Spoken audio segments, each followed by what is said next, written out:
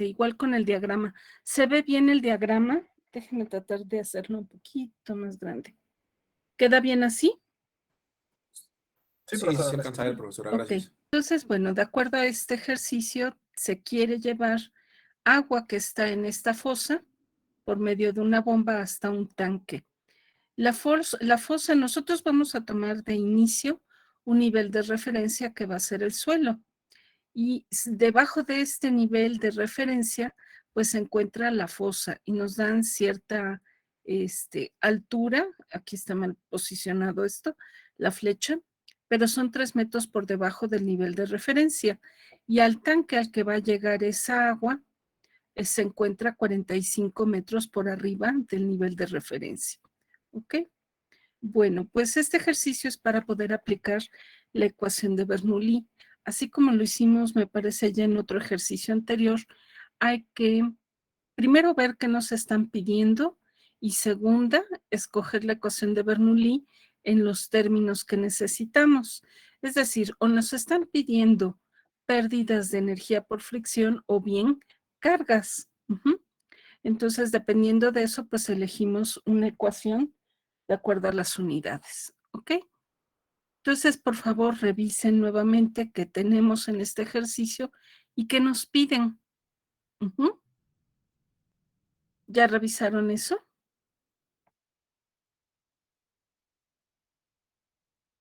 Bueno, lo que nos piden es calcular el trabajo.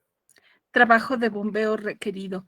¿Qué otro término le dábamos al trabajo de bombeo, al trabajo de bomba?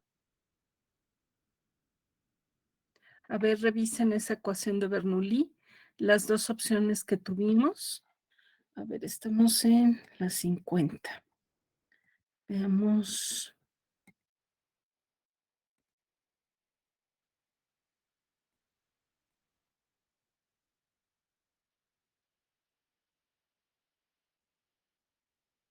¿Pudiera ser trabajo de flujo? Trabajo de flujo. ¿Qué otro término tendríamos?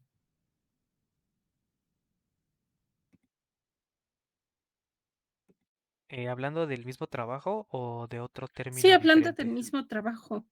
Ah, ok, entonces tendríamos bueno, el de flujo, el de flecha.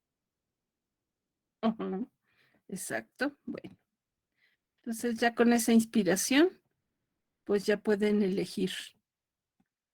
¿Ok? Y ahorita destapamos. Entonces, una vez que tengan su ecuación, recuerden que vamos a ir revisando cada uno de los términos.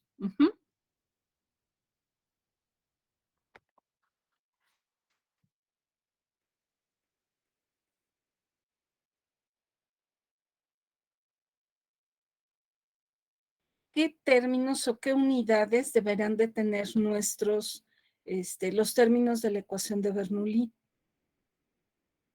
¿Ya se dieron cuenta por ahí? Hay un punto que nos ¿No da será que todos los ¿Perdón? términos se darían en joule sobre kilogramo? Que todos Exacto, los términos exacto. Entonces, los términos están en energía, energía por unidad de masa. Eso es lo que nos están pidiendo, ¿de acuerdo? Entonces, bueno, a ver, verifiquen nuevamente la ecuación que escogieron. ¿Tiene términos que tienen esas unidades? Bueno, si es así, perfecto. Si no es así, por favor, copien rápidamente la ecuación que corresponde a esa parte. Recuerden, ahorita que vimos esa ecuación, no me fijé si ya estaba el término de sumatoria de pérdidas de energía por fricción en la ecuación, y si no, pues tendrán que sumarla. Ya estamos haciendo un ejercicio con fluidos reales.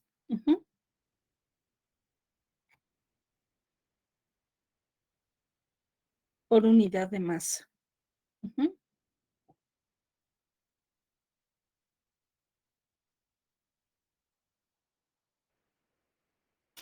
sí, profesora. Bueno, entonces, a ver, veamos. Esta sería la ecuación. El análisis de unidades, pues finalmente me va a dar esos términos que les decía, lo voy a dejar nada más la ecuación, que es la que ahorita vamos a analizar. Y nada más recuerden que esta ecuación que le falta, que les dije que era necesario hacerle. Si estamos trabajando con un fluido real, ¿qué hace falta colocar? Más Lo del factor de fricción, algo así menciona. la sumatoria de las pérdidas de energía. ¿Ok? Yo les comentaba, bueno, en este curso nos vamos a enfocar a esas pérdidas solamente debido a que el fluido está fluyendo a través de una tubería. Ya con el hecho de que un fluido esté pasando a través de una tubería, va a tener esas pérdidas de energía por simple fricción. ¿Ok? Ya en flujo de fluidos ustedes verán que hay otro tipo de pérdidas, se conocen como pérdidas menores y son debidas a lo que vimos después, accesorios, equipos, aparatos de medición, que finalmente pues también contribuyen a esa pérdida de energía. Bueno, entonces tenemos aquí el término que hace falta sumar, colocar aquí en nuestra fórmula, ¿de acuerdo?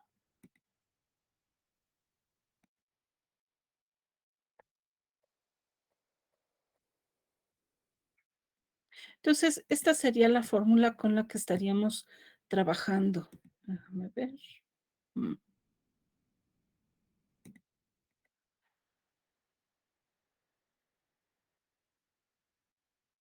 Y ahora lo que vamos a hacer es analizar cada uno de los términos. Bueno, tenemos entonces el primer término, Z1. ¿A qué tipo de energía se refiere?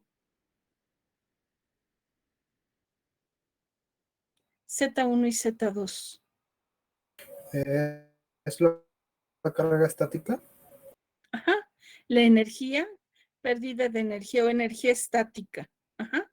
Recuerden que no son cargas. Ahorita estamos trabajando con términos de energía.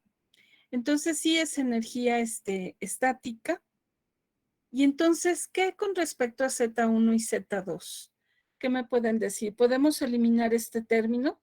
¿Serían iguales del punto 1 al punto 2?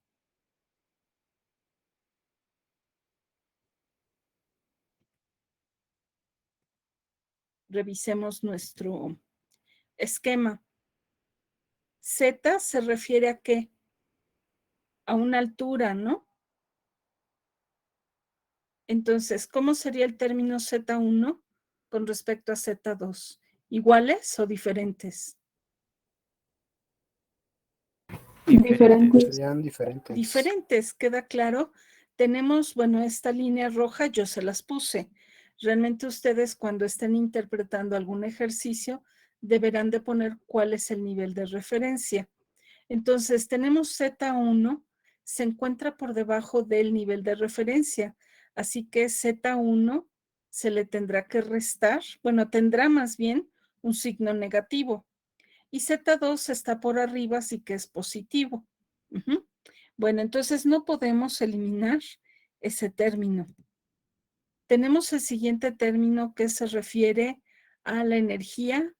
¿De qué tipo? Cinética, ¿no? Energía B1 gravitacional. y B2. ¿Perdón? Todo el término, no nada más que todo este término, ¿a qué se referiría? ¿Cómo lo identificamos?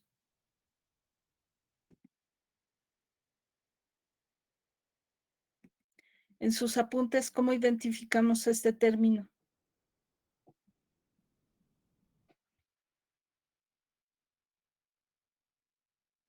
Lo acabamos de ver por acá. Dice energía. No, En estaba una. por acá. A ver. Energía cinética por son 2. Exacto. Bueno, aquí está cargas. Recuerden, Cada término, si hablamos de cargas, tienen unidades de qué tipo.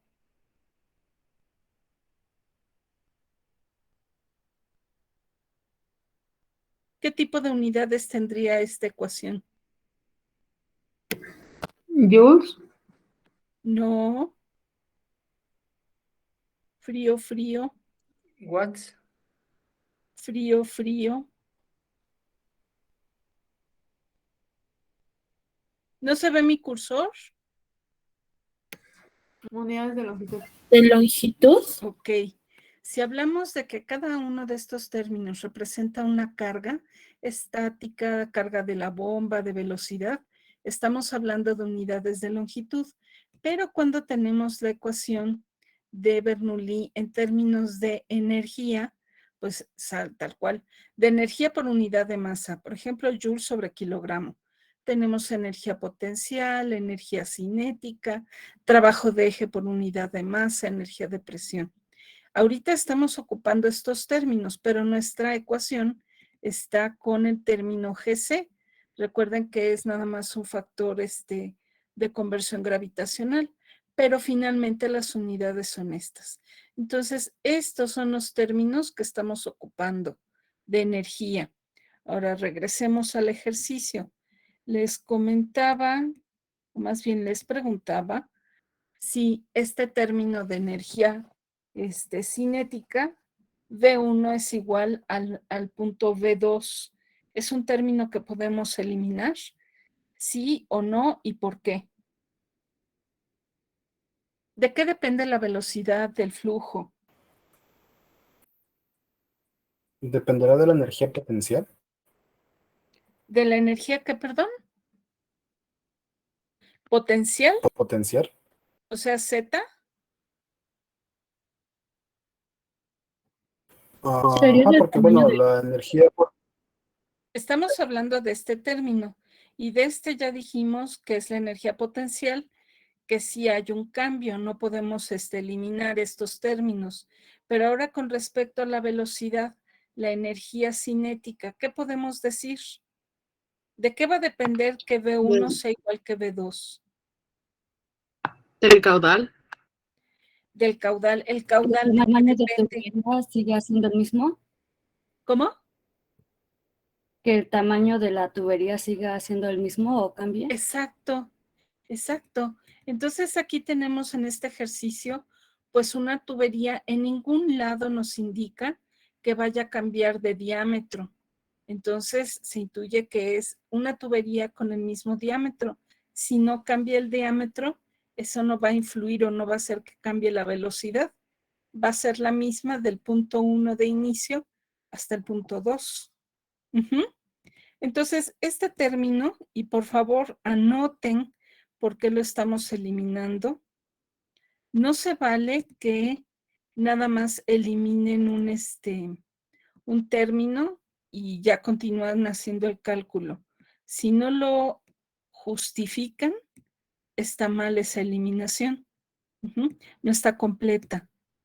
Así que por favor, y vamos a ponerle aquí. Se elimina porque no hay un cambio en el diámetro, se mantiene constante.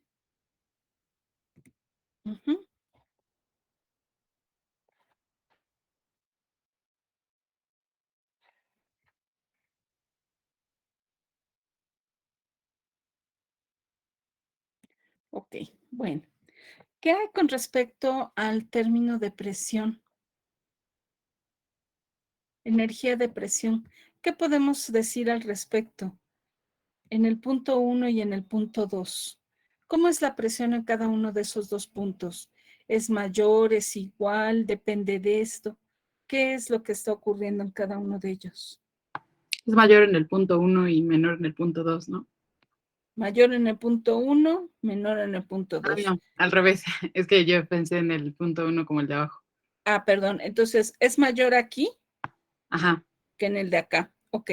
Mayor en el punto 1 que en el punto 2. Ok. A ver, eso lo dijo su compañera. Diana Sofía. Diana. Gracias, Diana. ¿Qué opinan los demás?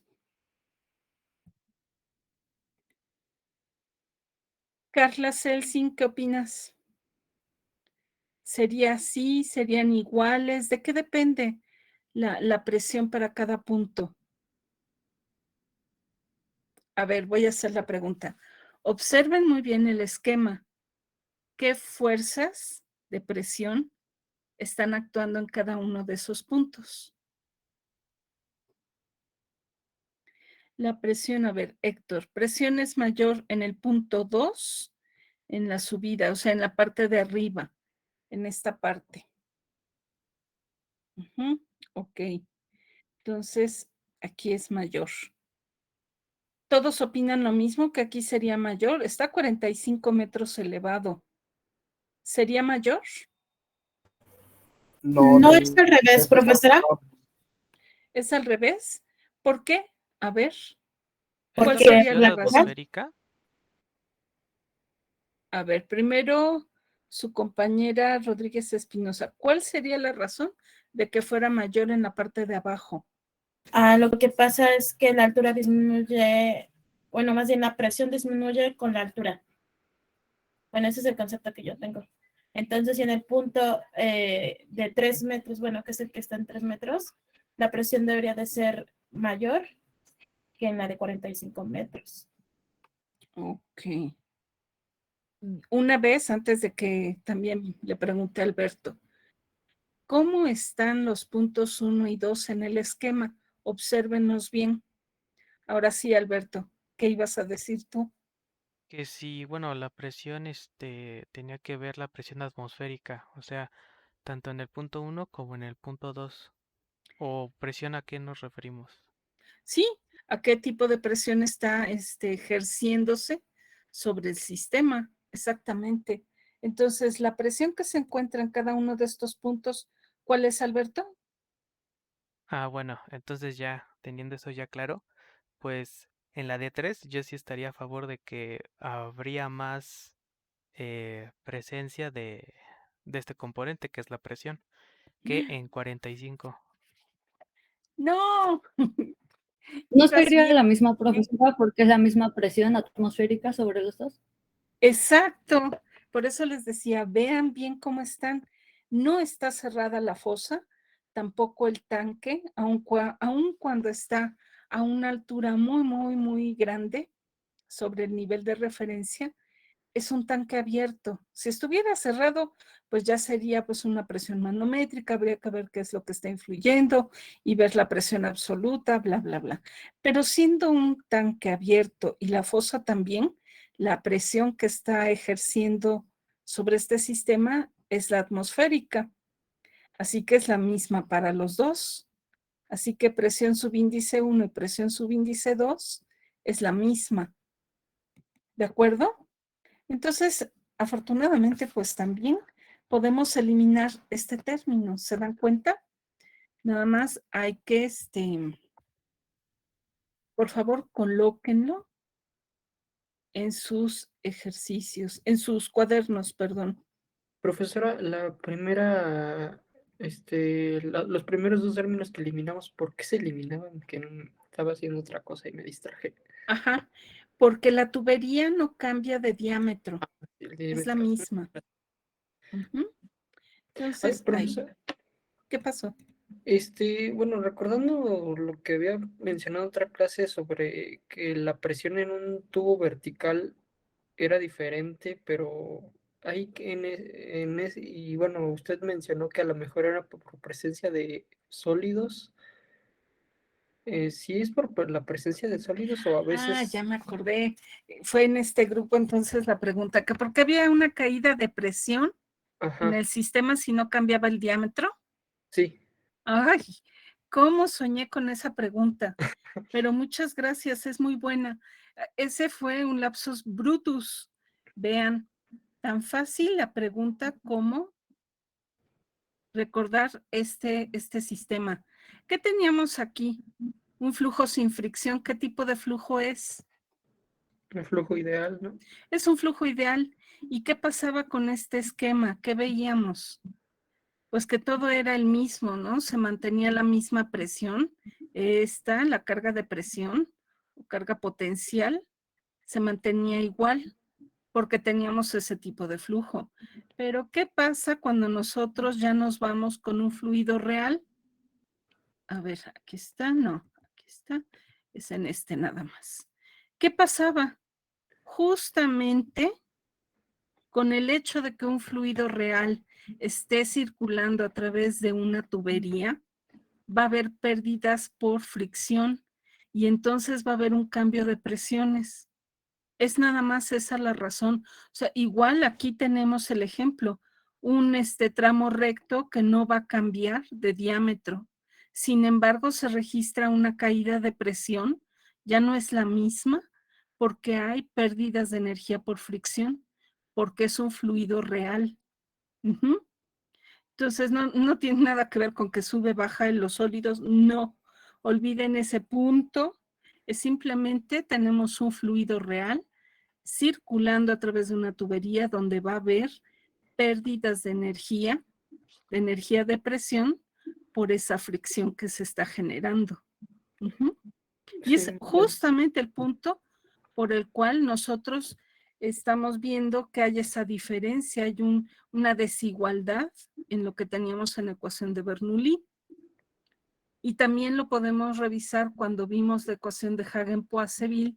Tenemos un flujo laminar. Ahí no hay nada de que se cambió el diámetro, no. Y estamos calculando una caída de presión. ¿Por qué? Pues porque es un fluido real. Ujú. sí. Muchas gracias, profesora. Creo que Al todos nos fuimos contrario, por la muchas idea de que gracias. era un ¿Cómo? flujo. Creo que todos nos fuimos por la idea de que era un flujo ideal. Todos Fluido. nos fuimos por ahí. Pero Ajá. ya con esto espero que quede claro que que no influye en esa pregunta, la pregunta que tú hiciste, ¿por qué hay una caída de presión si el diámetro es el mismo? Pues porque hay pérdidas de energía de presión por la fricción que tiene ese fluido a través de la tubería. Ujú. Sí. Es un Gracias, fluido profe. real. Bueno, pues entonces, a ver, recapitulando. Tenemos entonces términos diferentes, sí, con respecto a la energía potencial. Ujú. Tenemos también, y este es un valor conocido, la sumatoria de pérdidas de energía por fricción. Y tenemos también este término que vendría siendo Es el trabajo de bombeo. el trabajo de bombeo requerido. Entonces, ahora sí, teniendo estos dos términos eliminados y justificados, o justificados y eliminados, podemos reescribir la ecuación. Ujú. Veamos, quedaría... ujú. Voy a dejar con despeje, veamos. Es W.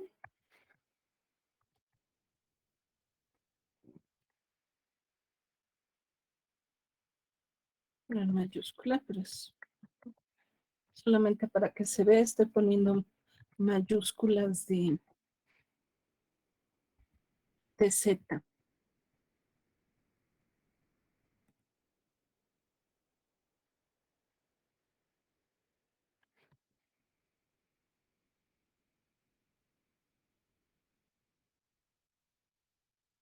Aquí ya está, sí.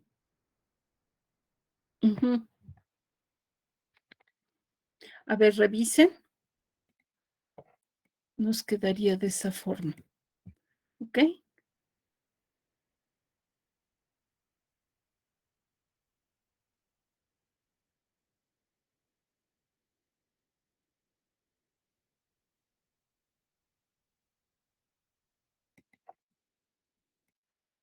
Y bueno, pues entonces ya nada más tendríamos que ir sustituyendo los valores. ¿Qué era G? La gravedad. Ajá. Entonces podemos poner 9.81 metros sobre segundo cuadrado. Luego tenemos GC. ¿Qué es GC? ¿Qué es GC?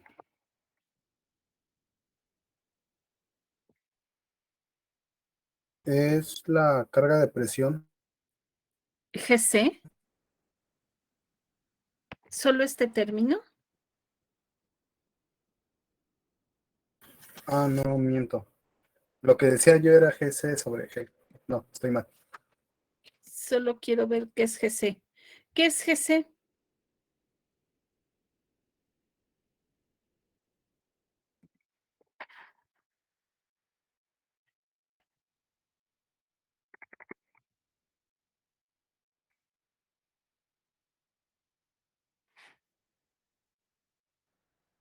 Factor de conversión.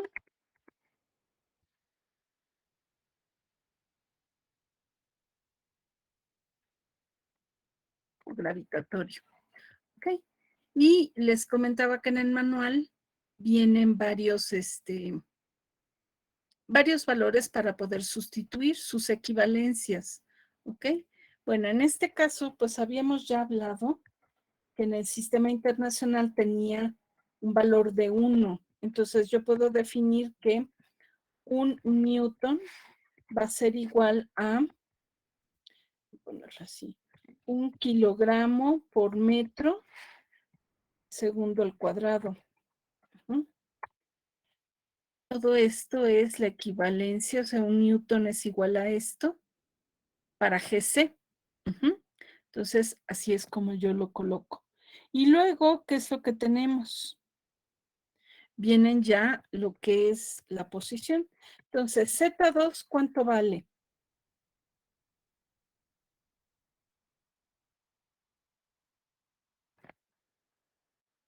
Z2, ¿cuánto vale?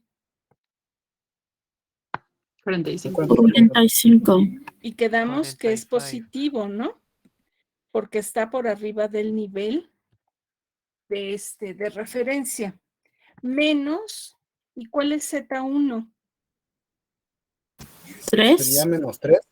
Menos 3, sí, es 3. Y aparte su signo es negativo por estar debajo del nivel de referencia. Entonces tenemos menos 3. ¿De acuerdo? Así es como nos quedaría. Metros. Ok. Creo que ya está todo. ¿Qué nos falta? Más esta sumatoria, que es un valor que nos están dando. ¿Ok? ¿Sí? ¿Ya se dieron cuenta? Sí, el 98.1. Ajá. 98.1. Entonces, 1 joules sobre kilogramos. Ahora sí, ya tenemos todos los términos. Estamos haciendo de una vez el análisis de unidades por regla de la cadena, como se dice comúnmente. ¿Okay? Y ya entonces podemos ver qué unidades nos quedan. De antemano ya sabemos qué unidades deben de quedar. Si yo estoy sumando esta sumatoria con todos estos términos, pues todos estos términos me deben de dar las mismas unidades, ¿no? Pero compruébenlo, por favor. Mira, aquí se va metro, metro, segundo al cuadrado. Luego desglosen el newton y ahí también pueden ver qué queda. Entonces, ¿qué valor nos da este ejercicio, este cálculo? A mí me da de 568.98. 568 punto. 98. Ajá, exactamente. A ver los demás, ¿cómo lo ven?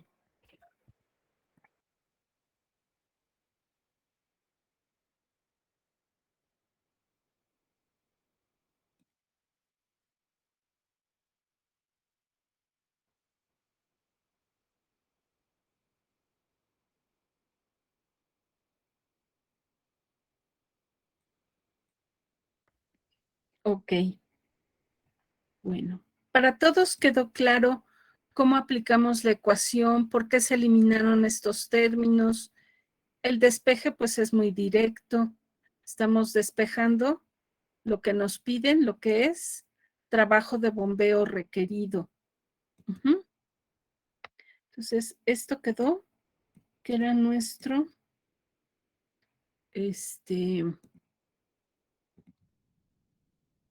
nuestro resultado. Ujú.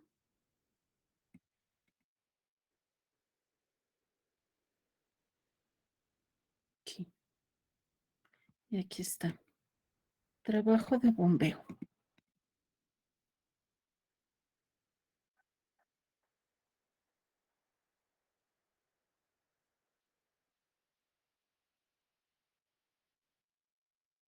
De mi parte, sí. Ok. Bueno. Entonces, si esto ya quedó, ¿queda alguna duda? ¿Alguna duda de los ejercicios que hemos estado viendo? De la ecuación de Bernoulli, hace rato no estaban todos, pero les comentaba que revisando las tareas, no han entregado todos la ecuación de Hagen-Poiseuille y de Bernoulli. ¿Es por tiempo o es por dudas? Y déjenme ver. Igual, distancia crítica y tipo de flujo, muy pocos lo han hecho. Número de Reynolds, eso sí, la gran mayoría lo hizo. No sé por qué 7 no lo han hecho. Veamos. Y de transferencia molecular de momento, todavía faltan 10. ¿Ok? A ver, veamos. A mí me sale 510.12 con los mismos datos. Sí, bueno, es que lo estoy pasando aquí a la calculadora. A ver, Entonces, pues me sale eso. 9.81 por 45 más, es más bien 45 más 3, 48, ¿no? ¿No era resta? Quedamos que sí es una resta, pero el Ah, término de 3 es negativo, porque está por debajo del nivel de referencia, entonces queda positivo. A ver, chécalo de nuevo.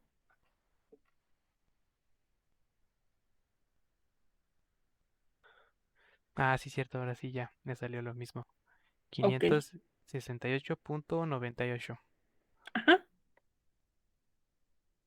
Ok. ¿A todos ya les salió ese valor? Sí, profesora. Ok. Ya Sí, todos profe. pusieron en sus apuntes por qué se eliminaron esos dos términos. Sí. Ok. Profesora, Bueno, disculpe. ¿qué pasó? Entonces, ¿el valor de GC era el newton sobre kilogramo por metro? Ajá. Esta parte de aquí. Esto. Vamos a hacerlo.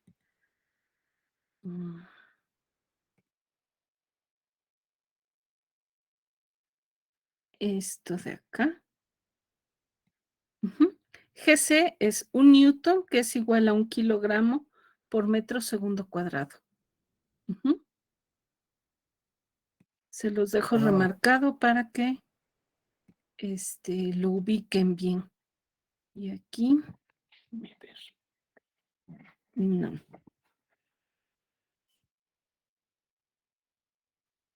Es GC.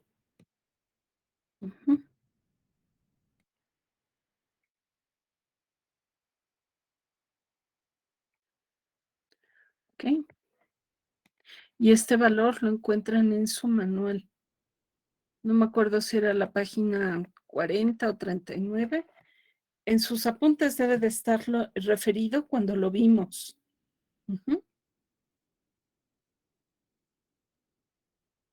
Ok, profesora, sí. Gracias. De nada.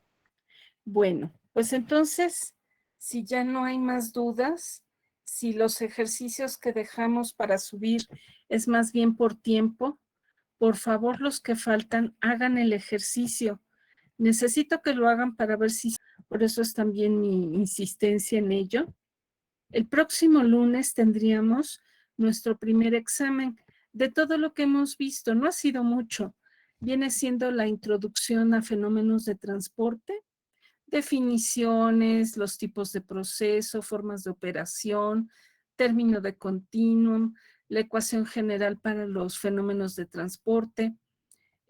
También veríamos todo lo de cantidad de movimiento, la ley de Newton para calcular esfuerzo de corte, flux de momento, velocidad de momento. Recuerden los sinónimos que hay para cada uno de estos términos: cantidad de movimiento, momentum, ímpetu, la ecuación de continuidad y la ecuación de Bernoulli, la forma de trabajar con la ecuación de Hagen-Poiseuille, la modificación, los factores de fricción, la ecuación de Shacham, la gráfica de Moody, tanto para factor de Fanning como para factor de Darcy. Creo que ya está todo ahí, de lo que hemos estado viendo en esta primera sección. ¿De acuerdo? Y todavía pues tienen toda esta semana para estar preguntando, pues ahora sí ya va a ser por Classroom, dudas que se tengan. ¿De acuerdo? Bueno, pues Sí, profe. entonces voy a dejar de compartir y nos vamos a otro tema. Ok. Denme un momento. Les pongo en el tablón el recordatorio del examen, lo que va a abarcar. Ya sería bueno para el lunes, ¿de acuerdo? Sí, profesora.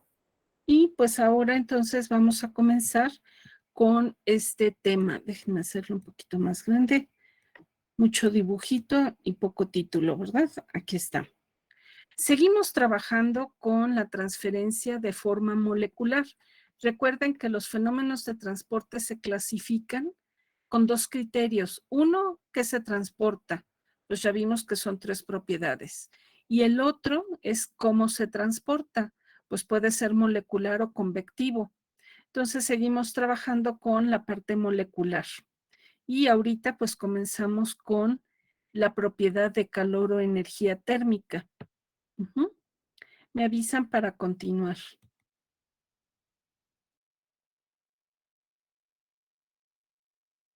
La transferencia de calor, bueno, de entrada debemos de recordar que el calor es una energía en tránsito, ¿ok? No es parte del sistema.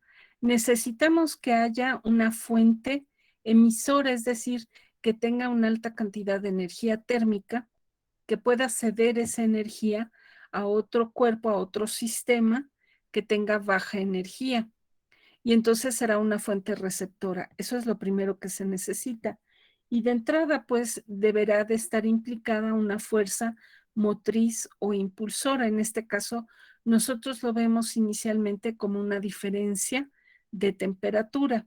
Entonces, de acuerdo a la primera ley de la termodinámica, la transferencia de calor ocurriría de forma espontánea si se tiene una diferencia de temperatura. Un cuerpo cede energía y el otro lo recibe. Debe de haber siempre, y eso ya lo vimos también en cantidad de movimiento, para que haya transferencia de una propiedad debe de haber una diferencia de esa propiedad de un punto 1 a un punto 2, porque esa es la fuerza motriz. Los mecanismos generales de transferencia de calor, pues son estos 3, todo mundo los conocemos, tal vez lo que haga falta es recordar cómo se llevan a cabo, ¿ok? Entonces tenemos por un lado la conducción. ¿Cómo se lleva la conducción? ¿Quién recuerda o quién me puede dar un ejemplo de mecanismo de conducción?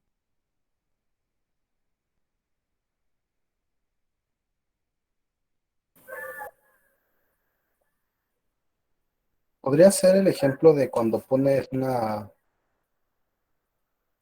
¿cómo se llama? Con una vela y acercas tu dedo, o sea, tocas un metal y pones el metal cerca de la vela. Sí, exactamente. El metal, lo que ocurre en el metal es conducción de calor. Gracias. Un ejemplo de convección. ¿Quién podría dar uno así general? Cuando hierves el agua. Exactamente. Y un ejemplo de radiación. ¿Sería Los la rayos luz del sol. solar? La luz solar, exactamente. Ok. ¿Alguien más iba a dar otro ejemplo?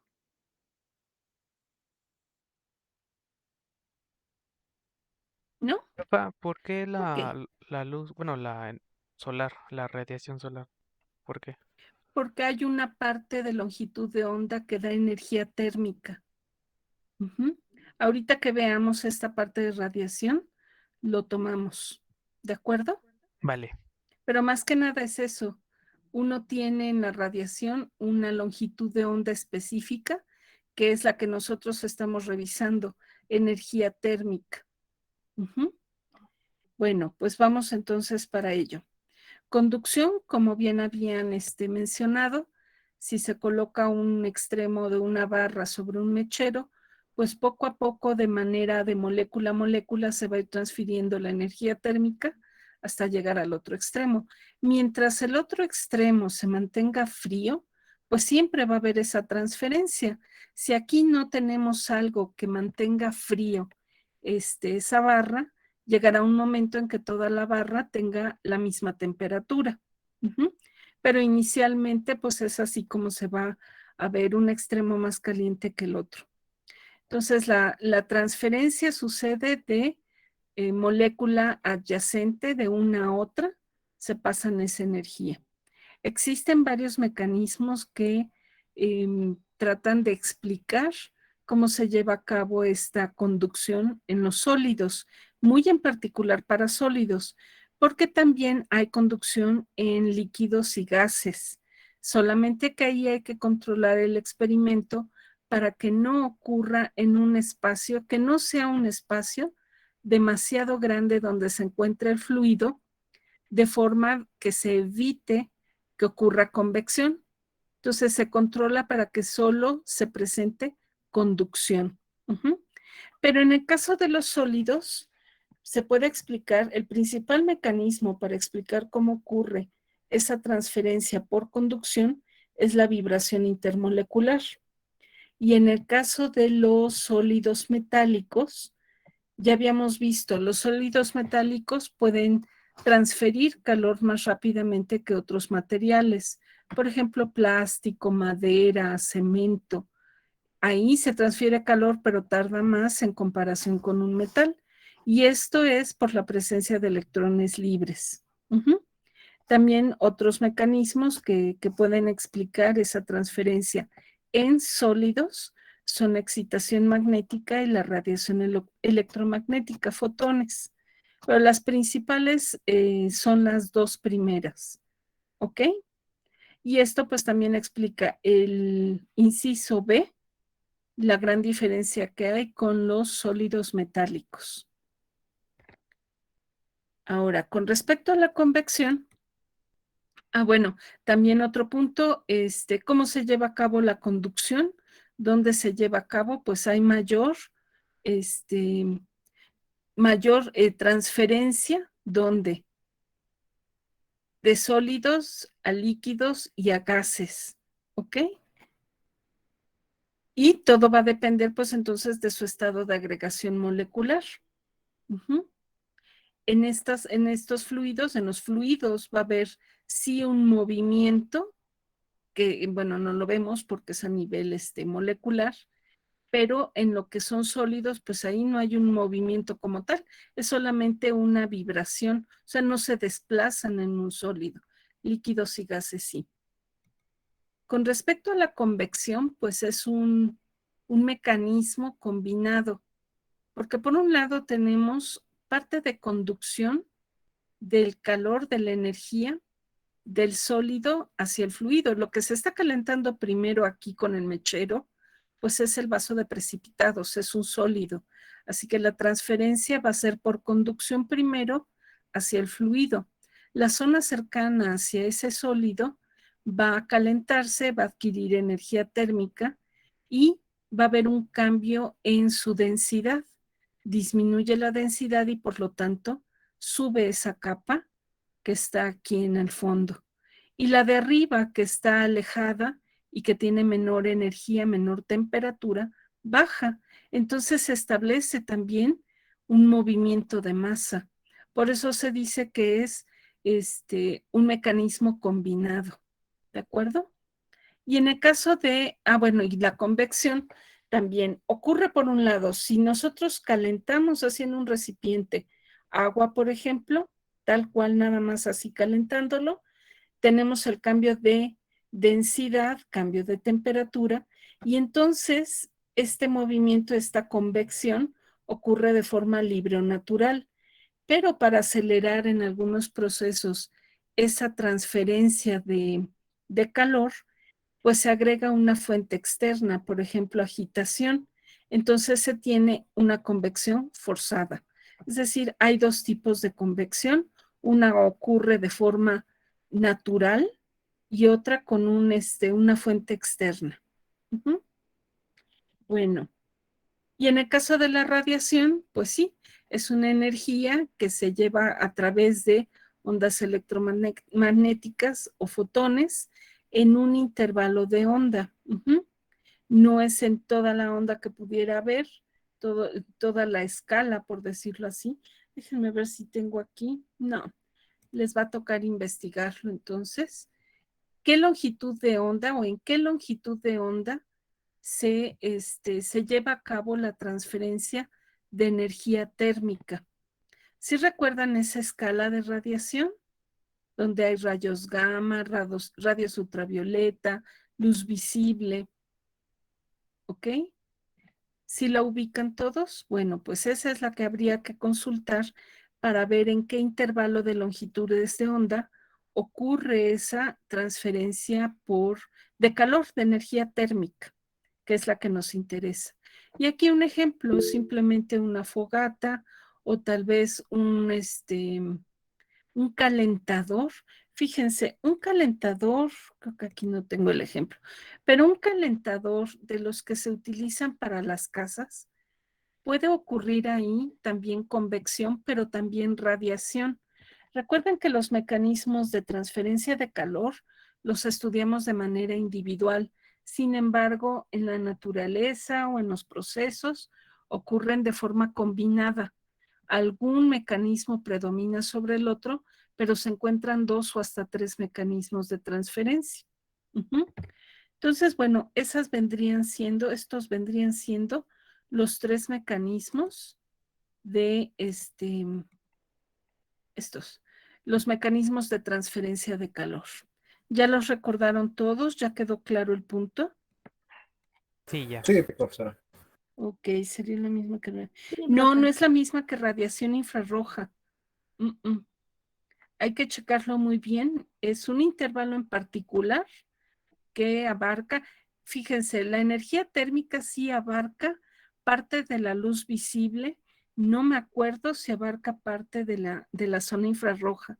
Por eso les pido, chequen esta y para la siguiente clase, en el próximo lunes, revisamos precisamente este dato. Ujú. A ver, bueno. Entonces, esto ya. Para los procesos de transferencia de calor, hay que recordar que podemos tener o se pueden estudiar en estado transitorio o en estado estable. ¿Cómo es el estado transitorio? Pues las variables van a depender del tiempo. Un ejemplo es un proceso por lote. Un proceso por lote, recuerden ustedes, ahora que vimos introducción a fenómenos, pues colocábamos todos los componentes de algún proceso, los colocábamos en un reactor y al inicio había ciertas concentraciones, ciertas condiciones, pero conforme pasa el tiempo cambiaban hasta llegar a un producto con condiciones finales diferentes a las iniciales. Entonces, un proceso por lote va a ocurrir siempre en estado transitorio.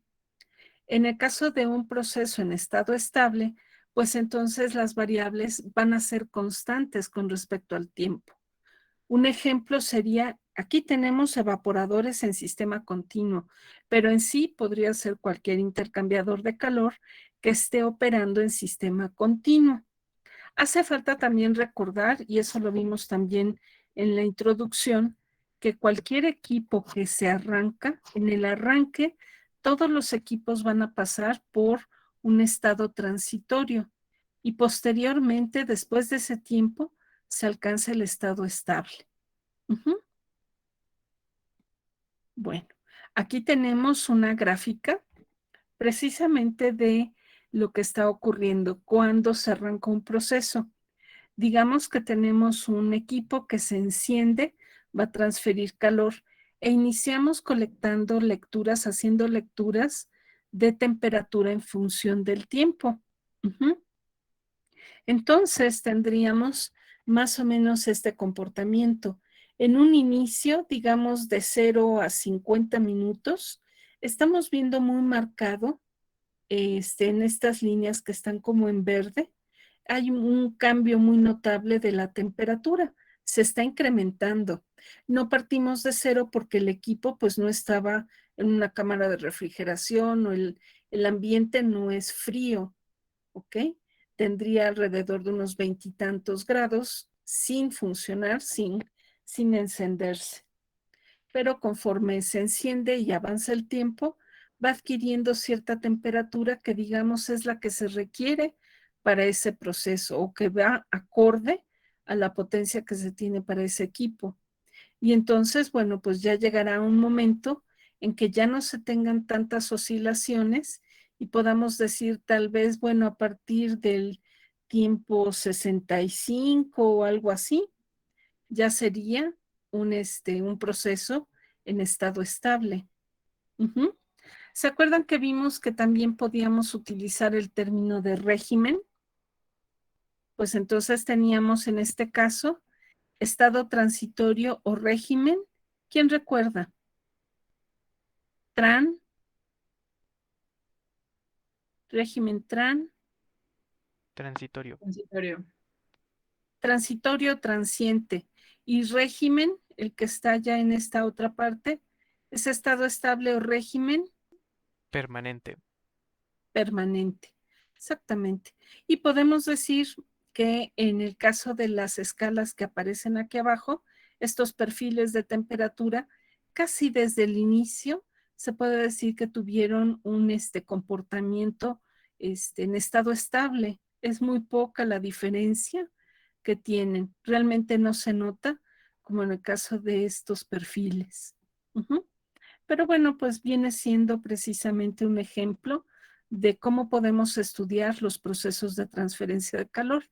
En fenómenos de transporte nosotros vemos la aplicación de las diferentes leyes en estado estable. Cuando pasen a tener ingeniería termodinámica en quinto semestre, van a tener una parte de transferencia de calor y lo van a explorar qué es lo que ocurre y cómo se pueden calcular las velocidades de transferencia en estado transitorio. Bueno, pues entonces, luego, ¿qué tenemos? Hablando directamente de la conducción, es por donde vamos a comenzar. Bueno, pues la conducción es un mecanismo que depende de varios factores. Por un lado, del tipo de material y del espesor por el cual se esté llevando a cabo la transferencia, de la configuración geométrica y de la fuerza impulsora. Denme unos 2-3 minutos mientras, por favor, copien este esquemita, si quieren los reactores una forma sencilla, y vayan colocando estas temperaturas. Ahorita regreso. El mecanismo de conducción, los mecanismos que hay para transferencia de calor en sólidos. Primero depende, en sólidos va a depender qué tipo de material tenemos. Puede ser un ladrillo refractario o un pedazo de madera, o puede haber un pedazo de latón, una tubería de cobre. Entonces, dependiendo de ese material y con los mecanismos que vimos, pues ya podemos saber qué esperar. Si estamos hablando, por ejemplo, de una cubierta de lana de vidrio, ¿cómo va a ser la transferencia en esa cubierta con respecto a una tubería de cobre? Va a ¿Dónde ser esperamos? menor. ¿Cómo? La cubierta de lana sería menor y la otra sería mayor. Exacto. Entonces, no es lo mismo usar cualquier material. De hecho, esa diferencia se aprovecha para usar algunos materiales como conductores de calor y otros como materiales aislantes. Y también, pues, va a depender del espesor. Ahora, con respecto a la configuración geométrica, miren, tenemos ahí dos reactores, uno de 100 litros y otro de 10 litros. Ambos operan a 80 grados centígrados y se encuentran dentro de de un ambiente que está a 25 grados centígrados. ¿Ok? Pues entonces, ¿qué esperamos que ocurra más bien con la transferencia de calor? ¿Qué reactor, qué equipo perdería más calor y por qué? ¿El de 100 litros o el de 10 litros?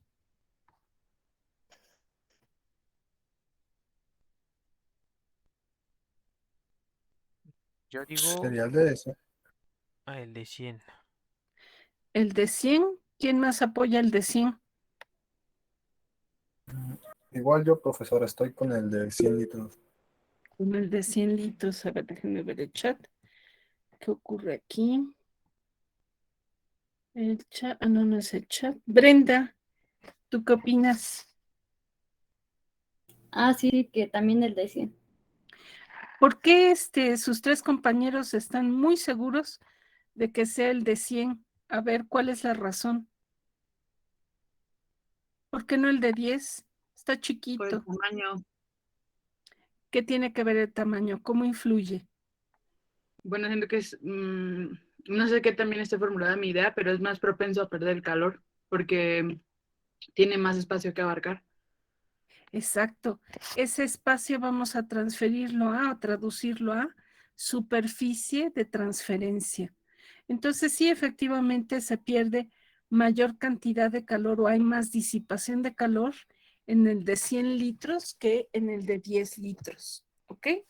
Y por último tenemos el ejemplo o el factor de la diferencia de temperaturas, que en este caso pues ya sabemos que esa diferencia de temperaturas es la fuerza impulsora o fuerza motriz para la transferencia de calor.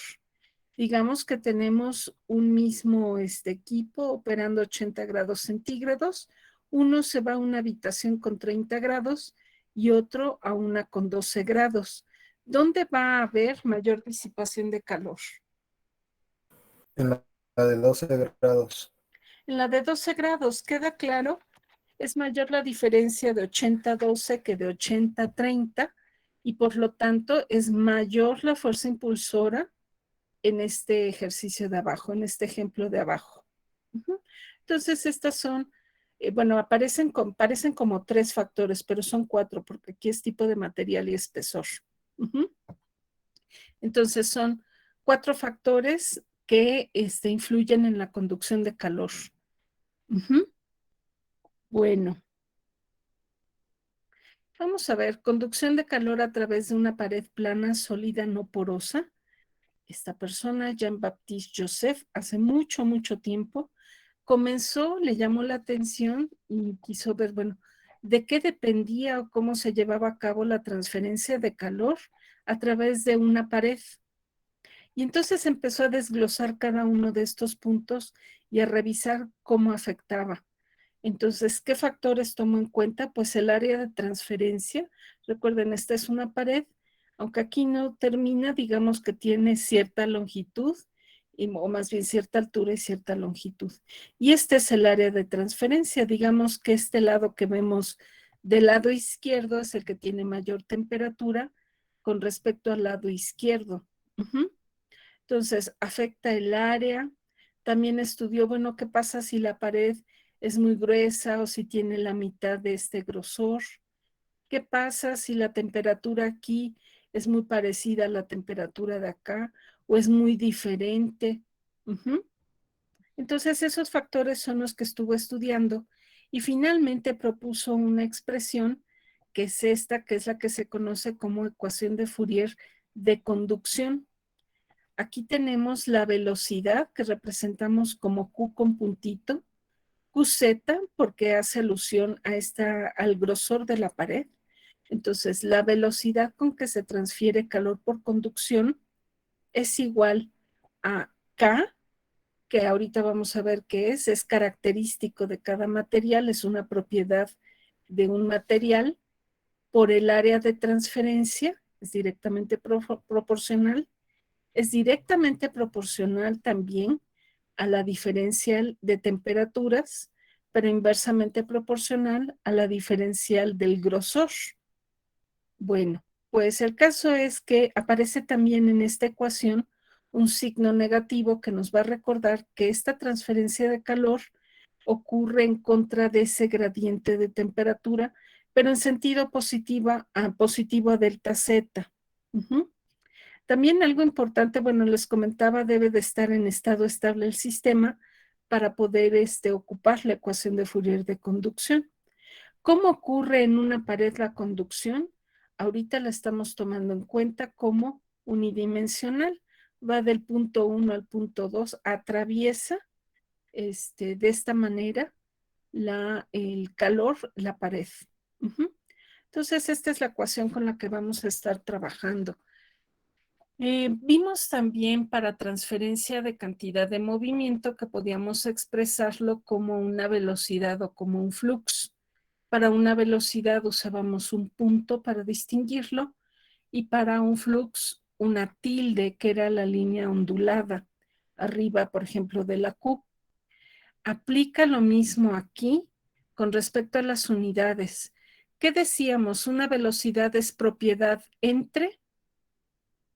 ¿Cuál sería la unidad fundamental? Propiedad entre. Para velocidad de cualquier propiedad. ¿Qué vendría siendo? ¿Tiempo? Entre tiempo. Y cuando hablamos de un flux es propiedad entre tiempo y.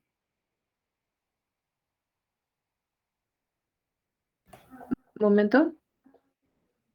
No, estamos hablando de las unidades.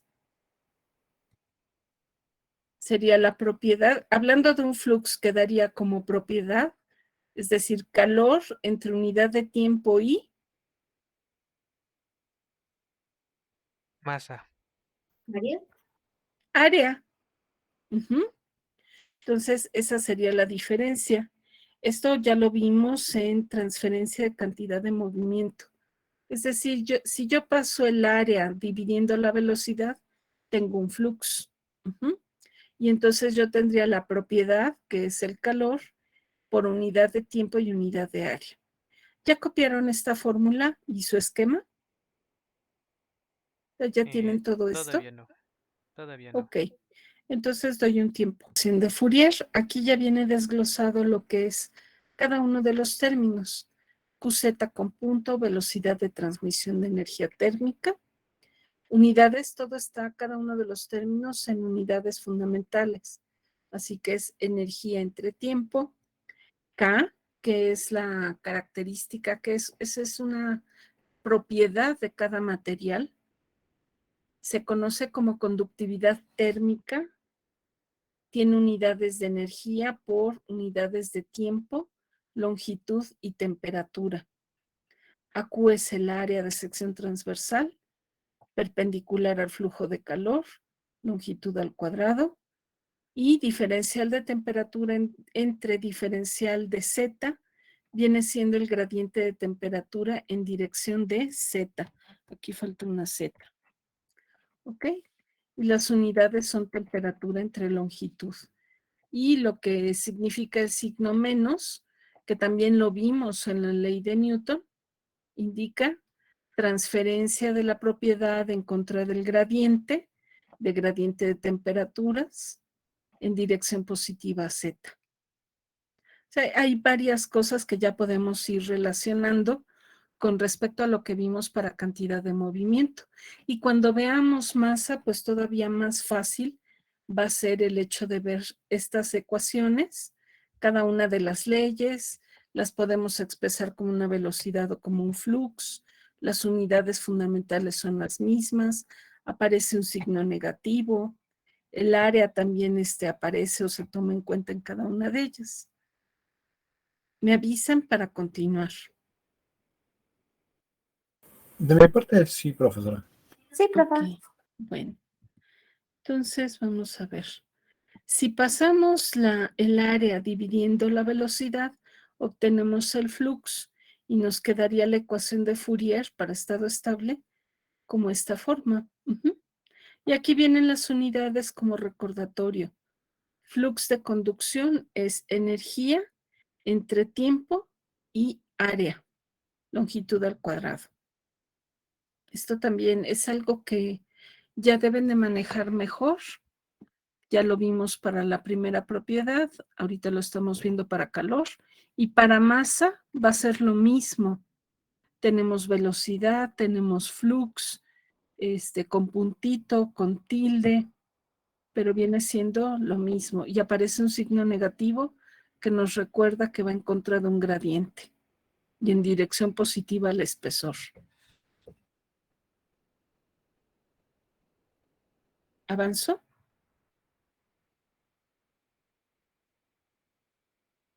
Sí, profesora.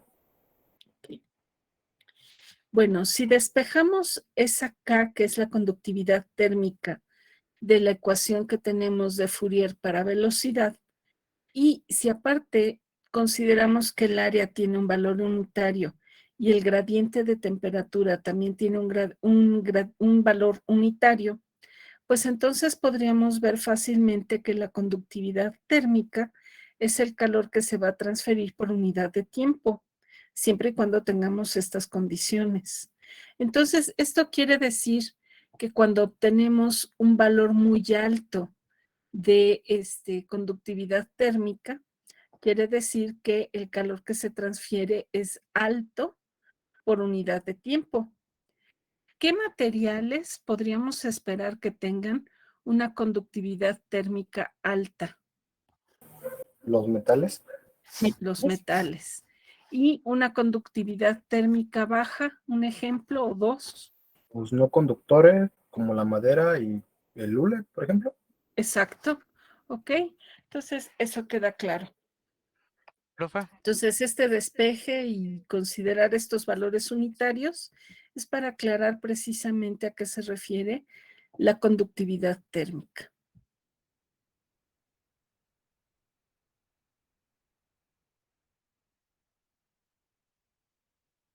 Voy a avanzar.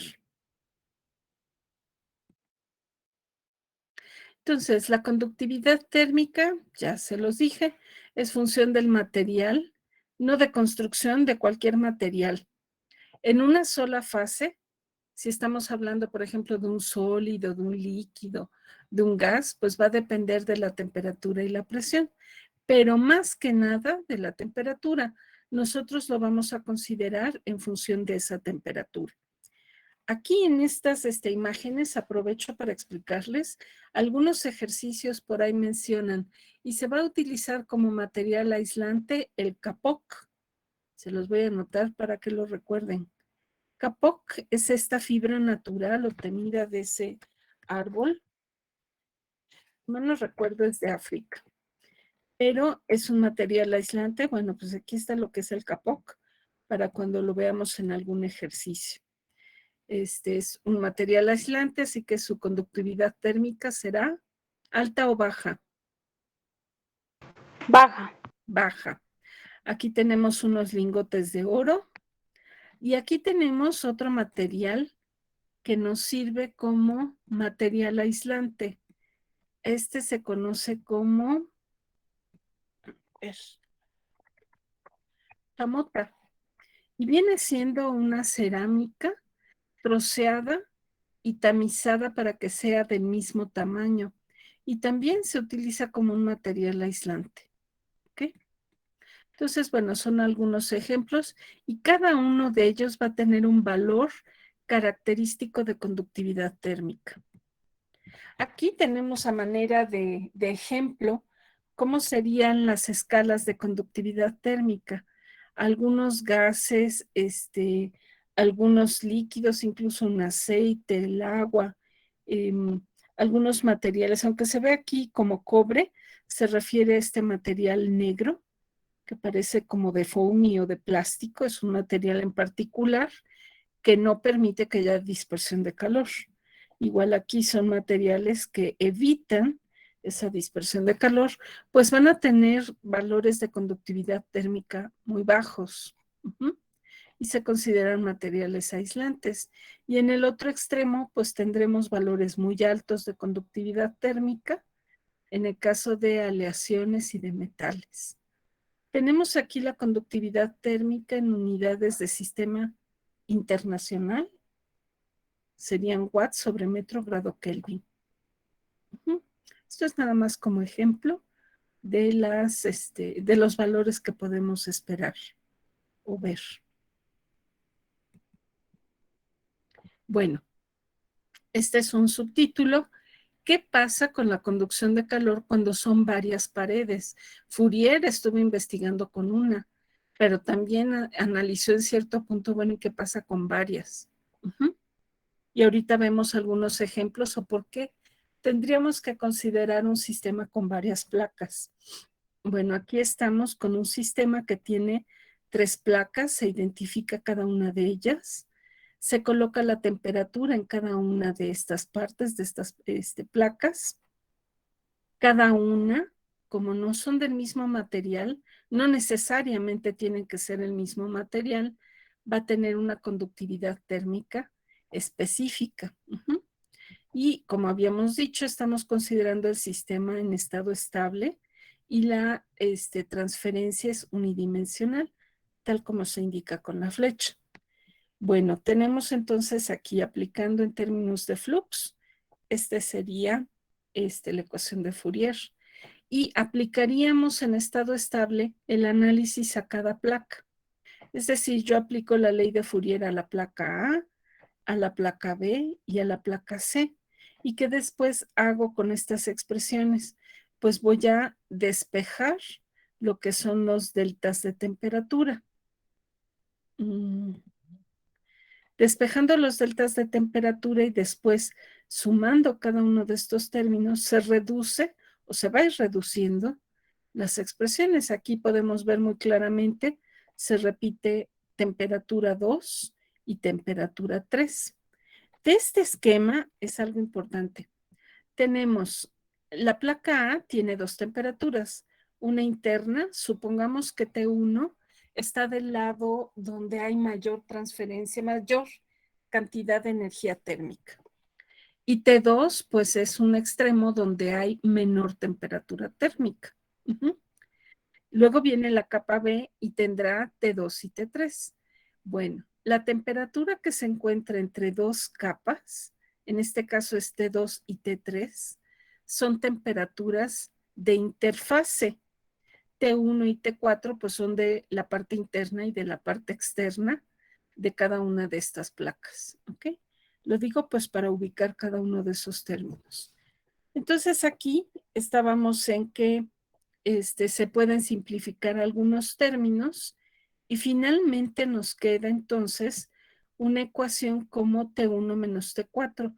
Esto es muy particular para el esquema que tenemos con 3 placas.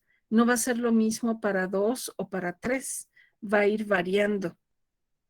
Y finalmente pues nos queda esta expresión con un reacomodo. En esta expresión estamos aprovechando introducir esta definición 1 entre esta sumatoria para presentar el coeficiente conductivo de transferencia de calor. ¿Ok? Y este coeficiente simplemente pondera esas características de cada uno de los materiales, porque toma en cuenta su espesor y su conductividad térmica. Bueno, me regreso entonces para que vayan copiando esta parte. Nada más quería, pues en forma general, que vean hasta dónde llegamos. Y por qué estamos analizando sistemas de varias capas. Me avisan cuando pueda pasarle a la siguiente.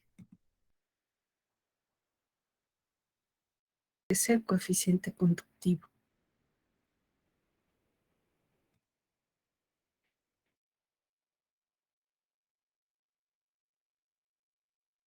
No es tanto que usemos esta ecuación, pero bueno, es necesario conocer a qué se refiere el coeficiente conductivo. ¿Avanzo a lo siguiente? Está un minutito, por favor. Ok.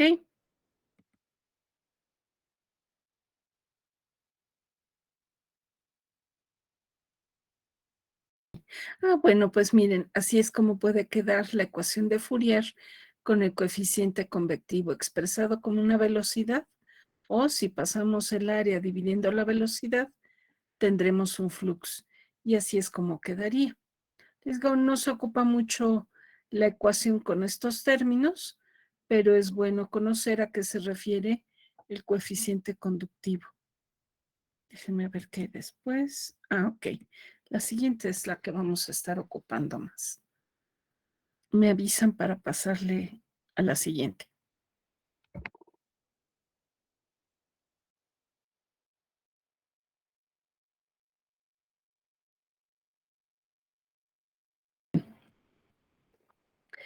Aquí lo que hacemos es, ¿se acuerdan la primera parte donde llegamos cuando analizamos varias paredes? Pues hacemos un reacomodo de lo que habíamos encontrado y ahora el área se encuentra en cada uno de los términos que vimos hace rato. Y cada uno de estos términos, delta ZA entre K por área, se conocen como resistencias térmicas. Entonces es resistencia térmica de la placa A, de la placa B y de la placa C. De esta forma tenemos esta expresión que la podemos todavía hacer más chiquita y quedaría como un delta T global entre, y de hecho aquí debería de estar, déjenme cambiarle, porque es un delta T global. Entonces, ese delta T global ya me involucra todas las placas. ¿Ok? ¿Dónde está? ¿Dónde está? Chiquito. Ok. Entonces, esta ecuación de velocidad de transferencia de calor, expresada como un delta T global entre la resistencia térmica total, me permite calcular la velocidad de un sistema con varias paredes. La podemos aplicar a una sola pared o a varias más. Entonces, ¿queda claro? Cópienla y ahorita les platico sobre algo.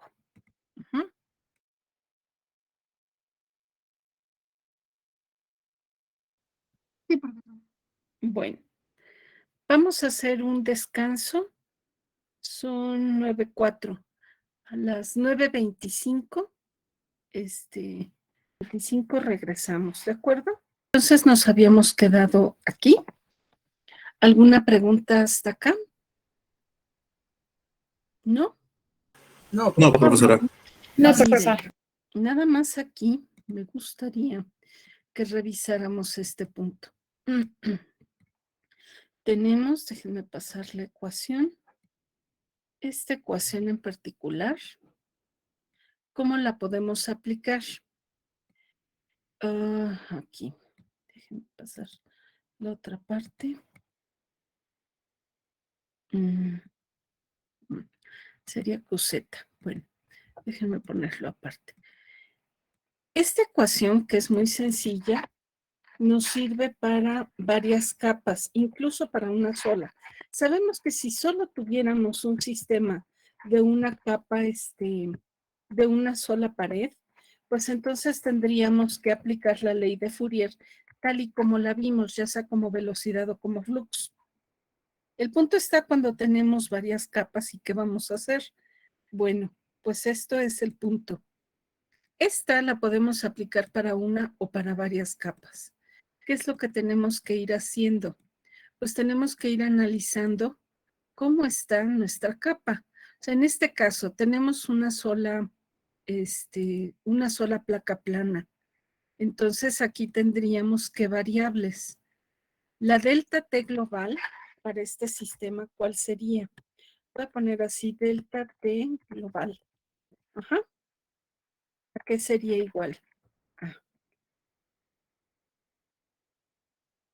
¿Quién me lo dice? ¿Cómo quedaría el delta T total para una placa? De acuerdo a lo que vimos. T2 menos T1. Sí, es correcto. Estarían esas dos temperaturas. Vamos a vamos a suponer que T1 es mayor que T2, ¿ok? Entonces, para que nos quede que de forma espontánea va a ser de mayor a menor. Y déjenme acompañar esto, debe de estar acompañado, ¿ok? Suponemos que T1 es mayor que T2. Bueno, ahora la resistencia total, ¿cuál vendría siendo? R total para este sistema que es igual, de acuerdo a lo que vimos.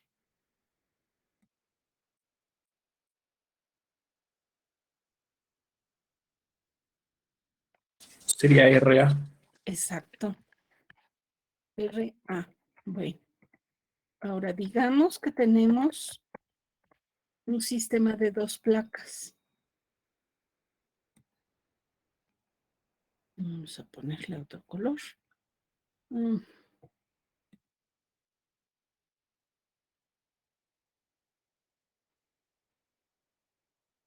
Ay, qué feos colores estoy poniendo. Veamos otro color, un azul. Bueno, entonces, esto lo repetimos. No, esto no. Esto. ¿Cómo quedaría para un sistema de 2 placas? El delta T global. Seguimos suponiendo que T1 sería mayor que ¿cuál? ¿Cuántas temperaturas tenemos aquí? T2 y T3. Exacto. Entonces, nos quedaría T1 menos T3 y suponemos que T1 es mayor que T3. Ya me voy directo y es que aquí no lo he puesto, pero veamos, vamos a ponerle nombres. T1 nos quedaría en esta parte, ¿de acuerdo? Voy a poner Arial, ya. T1 quedaría aquí. T2, bueno, aquí también queda uno. T2 para una placa, quedaría acá.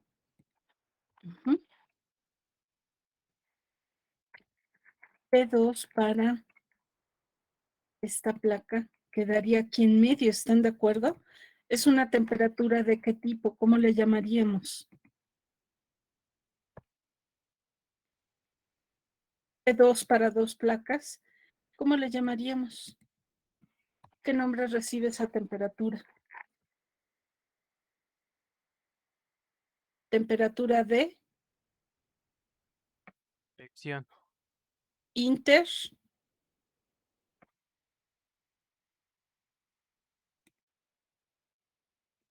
¿No? Temperatura de interfase. La resistencia total para este sistema, ¿de cuál sería?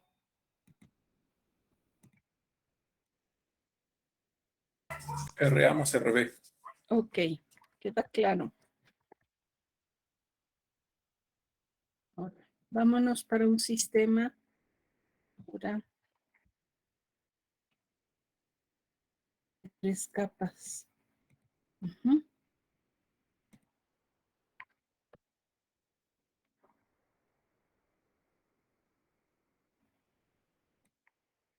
Ahí está, 3 capas. Entonces, T1, pues es igual, mayor que, aquí tenemos T2, aquí sería T3. ¿Cómo se llaman estas dos temperaturas? T2 y T3. En este sistema, ¿cómo se llamarían? De interfase. De interfase, ¿ok? Insisto en que lo vayan recordando, porque luego cuando se les pide calcular algo, no lo ubican, ¿ok? Entonces esas son las temperaturas de interfase, las que quedan entre dos sólidos. Bueno, entonces aquí la temperatura global, ¿cómo quedaría? Suponemos que T1 es mayor que T4, ¿no? Y entonces la temperatura, el delta T global, sería T1 menos T4. Vean cómo van cambiando las deltas T global. Yo lo apliqué a un solo, una sola placa o varias placas. O sea, todo depende con lo que esté trabajando. Uh-huh. En este caso, para el sistema de 3 placas, ¿cómo quedaría el R total? La resistencia térmica RA, total. perdón, RA más RB más RC. Ok. ¿Quedó claro entonces cómo aplicamos esta ecuación inclusive para una sola? Normalmente esta la vamos a aplicar para varias capas.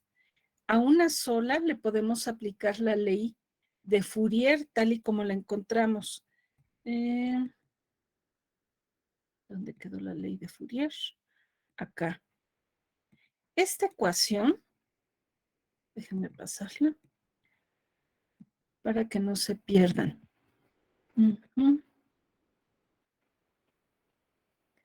Esta ecuación yo la aplico directamente a una sola capa. Déjenme hacer algo.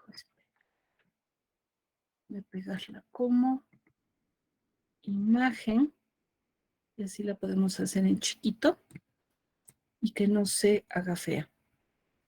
Entonces, esta ecuación o esta otra, vamos a poner primero, la ecuación de Fourier o esta otra, la puedo aplicar a un sistema de una sola capa, pero también esta yo la puedo aplicar para sistemas de varias capas.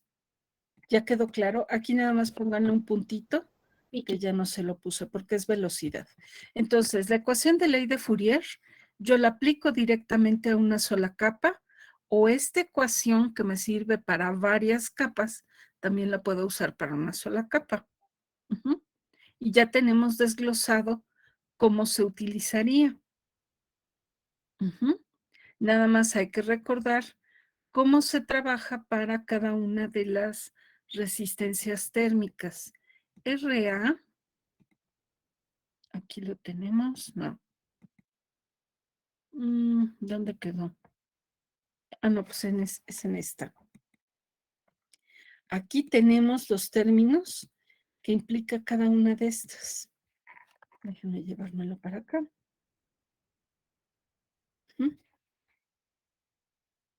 No se copió. Pero bueno, ¿queda claro cómo calculamos RA?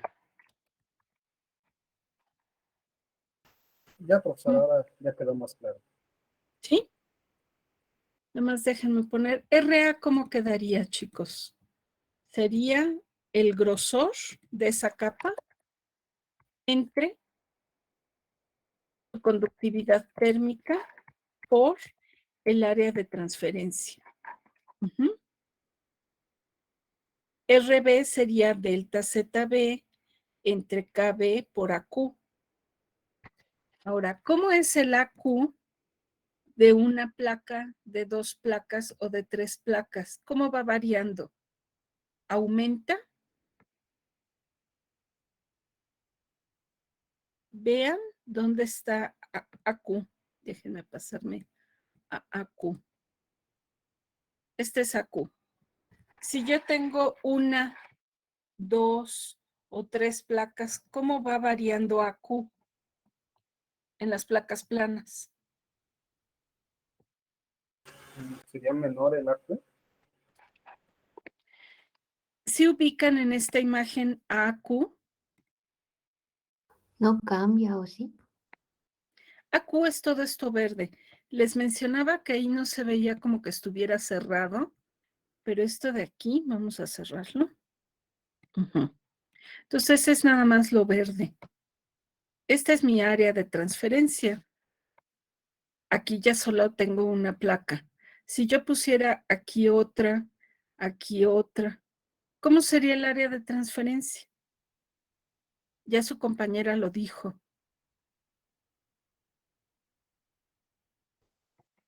No cambia, es la misma, se mantiene igual. Tenga una placa, tenga 2 o 3, el área en placas planas, el área de transferencia de calor, se mantiene igual. Entonces, aquí si yo tuviera, por ejemplo, las dimensiones de esta placa, puedo calcular el área. O si me dicen, calcule la velocidad de transferencia para 1 metro cuadrado de placa. Ah, bueno, pues ya sé que es este valor. Si no me dan dimensiones o yo no les estoy dando un valor, o tal vez les diga, pues el área, calcúlese la velocidad de transferencia de calor para un sistema que tiene un área global, un área promedio de 39 metros cuadrados. Ah, pues ya tenemos ese valor y es el mismo para 1, 2 o 3 placas, si es el mismo sistema, ¿ok? Entonces, de esa manera es como yo lo trabajaría. ¿Queda claro? Esto me es muy importante. Ecuación de Fourier, así como la tengo, es para una sola placa que yo esté analizando. Si yo tengo varias placas en serie, a fuerza tengo que estar trabajando con esta ecuación. Bueno, pues siendo así, entonces, vamos a proceder a hacer el siguiente ejercicio. ¿Ya copiaron esto? No, aún no. Ok, les doy unos minutos y me avisan.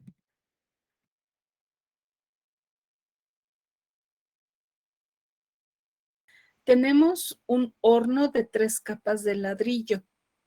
Entonces, imagínense ese horno. ¿Dónde va a estar lo caliente? ¿Dónde hay mayor energía térmica?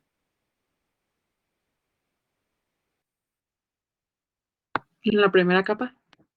Exacto, en el interior de ese horno, la primera capa. La última capa es la que está en contacto con los alrededores. Nos están diciendo que se construye la primera capa, bueno, dice la interior, así que es la primera, es ladrillo refractario, luego viene el ladrillo aislante y ladrillo de construcción. Son 3 tipos de ladrillos diferentes. A pesar de que es ladrillo, si se fijan, nos dan una conductividad térmica promedio o media, y cada una tiene diferente valor. ¿Ya se dieron cuenta? ¿Cómo obtenemos esa conductividad media o promedio? Pues de tablas, fijándonos a qué temperatura se encuentra expuesto ese sistema. Es decir, este horno, nos dice, el horno opera a 2059.67 grados Rankine. Esta es la temperatura del interior. Y se sabe que la pared externa puede ser mantenida a 324.77 grados Kelvin, circulando aire. Entonces debemos de identificar que esta temperatura es la de la última capa. Vamos a jalarnos de una vez este de acá. Este de acá nos va a servir.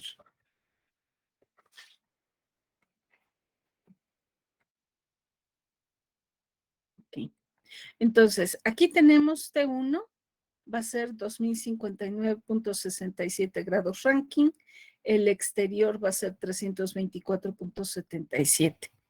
Y dice cuánto calor se perderá por pie cuadrado de superficie y cuáles son las temperaturas en las interfaces de las capas.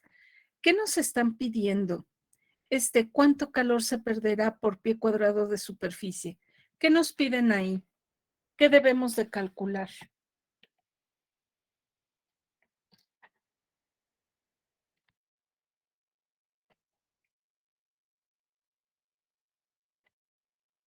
Chicos. El área. ¿El área? No. Dice, ¿cuánto calor se perderá? Si me piden cuánto calor se perderá, ¿qué es lo que me piden? ¿Cómo puedo expresar una pérdida de calor? ¿En qué términos? delta Ya lo T. vimos. ¿Cómo? Con delta T. ¿Con delta T? No. Sí, con la diferencia de temperaturas, ¿no? No, esa es la fuerza impulsora. Cuando me piden cuánto calor se pierde. ¿No sería acá?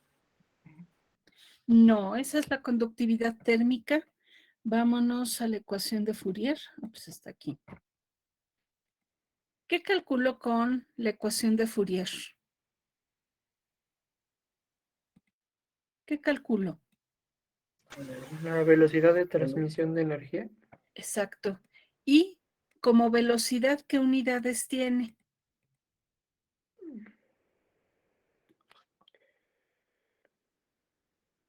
¿Qué unidades tiene la velocidad? Metros por segundo. La velocidad térmica. ¿Qué unidades tiene QZ? Es sobre T. Eso, sí, es sobre T. Es sobre T. A ver, vamos a ponerlo.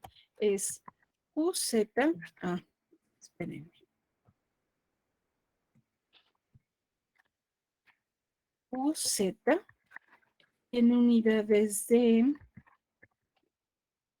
energía entre tiempo. Vamos a darle nombre. El sistema internacional podría ser watts, que son joules sobre segundo. Entonces, esto es cuando me piden una velocidad, ¿de acuerdo? Y esta velocidad me indica cuánta energía se pierde o se transfiere por unidad de tiempo. ¿Queda claro cómo interpretar esto? Sí. Sí. Ok, ahora, si a mí me piden calcular cuánto calor se perderá por unidad de superficie, yo tengo esto por unidad de superficie. ¿Eso qué es?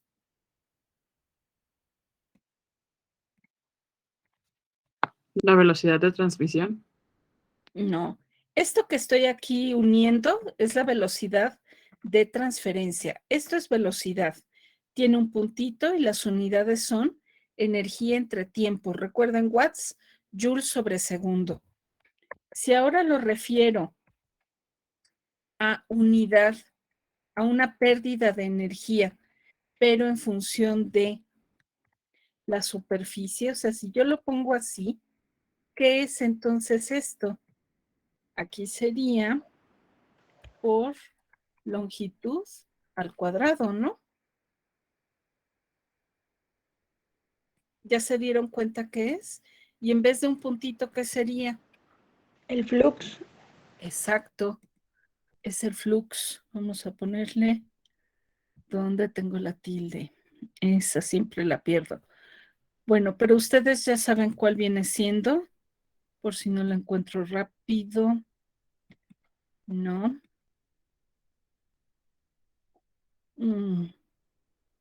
Bueno, ustedes se la ponen, ¿ok? Aquí está. Aquí está. Entonces, esta viene siendo la tilde de flux, ¿ok? Lo hice grande para... Bueno, exageré un poquito, ¿verdad? Pero esa viene siendo el flux. Entonces, si me piden, esto de arriba es pérdida de energía por unidad de tiempo. Esta es pérdida de energía por unidad de área. Me están pidiendo cuánto calor se perderá por pie cuadrado de superficie. Por pie cuadrado de superficie.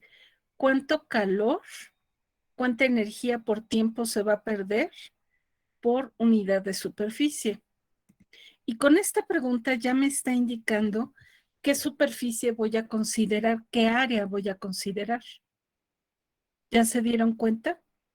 Y en este caso, ¿cuáles son las temperaturas de las interfaces? ¿Quiénes serían? T2 y T3. T2 y T3, exactamente. Bueno, pues entonces, por favor, traten con lo que vimos hoy, traten de resolver este ejercicio a ver qué les pasa, a ver por dónde se van. Hagan sus suposiciones. De entrada, tenemos algunas, más bien son consideraciones. ¿Qué consideraciones tenemos del sistema?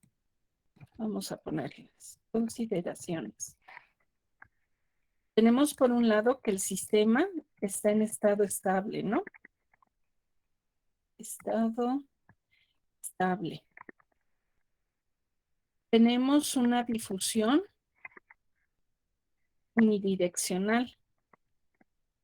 Es decir, va de este punto hacia acá a través de toda su área.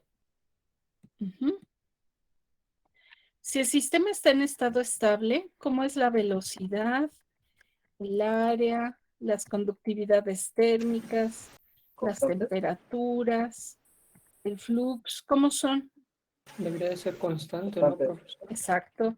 Espesor son constantes. ¿Qué más tenemos? ¿Cómo es T1 con respecto a T4? Mayor. Mayor, ok. T4. Bueno, creo que de entrada esas serían las consideraciones de mi sistema. Siempre que resolvamos nuestros ejercicios, habrá que poner este tipo de consideraciones. Entonces, estas serían esas consideraciones. Traten de resolverlo. Cuando estén viendo las temperaturas en las interfaces, es necesario que recuerden que el sistema está en estado estable y primero deben de resolver la primera pregunta. Ya en la siguiente clase, bueno, la siguiente no porque va a ser el examen, pero si nos sobra tiempo, continuamos con este ejercicio. ¿De acuerdo?